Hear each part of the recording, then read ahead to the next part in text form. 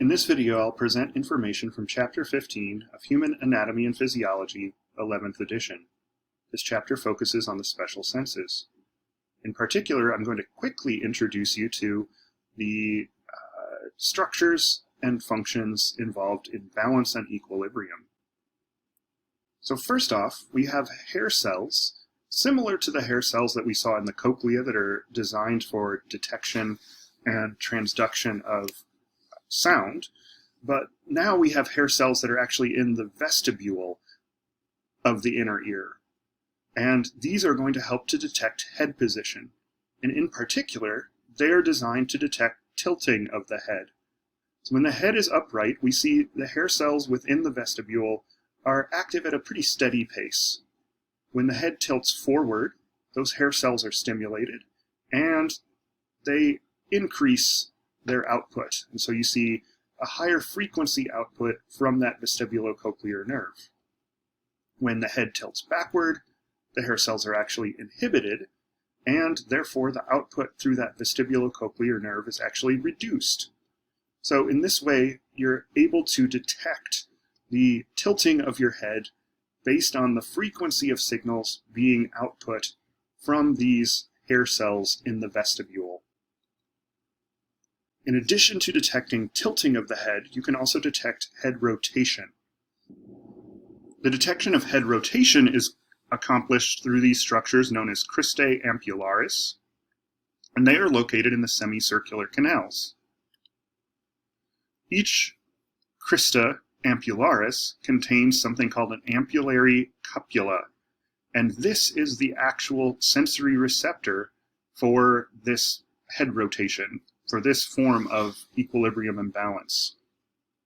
And what you can see is before rotation, that crista is at rest. The ampullary cupula is releasing neurotransmitter at a steady pace. It's a very similar story to the hair cells in the vestibule. But in this case, the crista is at rest, and this is before rotation. During rotation, the crista is going to be stimulated, and that's going to create additional output. So the frequency of output increases. And then interestingly, after rotation, there is a response, and the crista is actually actively inhibited after rotation. And so this is going to slow down the output. So at rest, you have a steady pace. With rotation, you get increased output. And then as soon as you stop rotation, it inhibits. And this is how we are detecting this type of head rotation. Importantly, this is only detecting acceleration and deceleration. It is not stimulated when we travel at a constant rate, which is helpful. It means that as the Earth is rotating, as we are traveling in a car or a plane or walking, this is, as long as we're going at a steady pace, these cristae ampullaris are not going to be stimulated. It's only during acceleration and deceleration. It is also important to note that balance is determined from multiple inputs. So what I just went over were two inputs that are coming from vestibular receptors in the semicircular canals and the vestibule. However, vision also is playing a role in balance, as well as proprioception, which is coming from receptors in skin, muscle, and joints. All of these are sending signals to the vestibular nuclei, and that's located in the brainstem, as well as to the cerebellum. And those two things together are helping to control your balance/equilibrium. When these different inputs don't match up, that's when you start to experience something like motion sickness.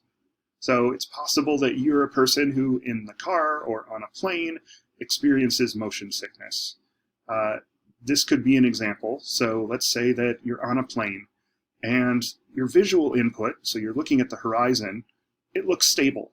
The horizon is huge, and so generally when you look at it, it looks stable.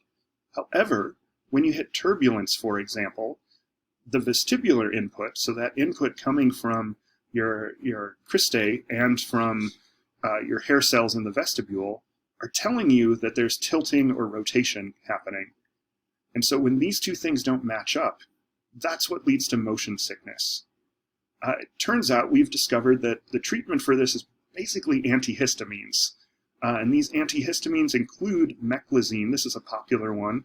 The major brand for this is called Dramamine. And so this is something that suppresses vestibular input. So now basically you're tricking your system into thinking everything is stable, just like your visual system is telling you.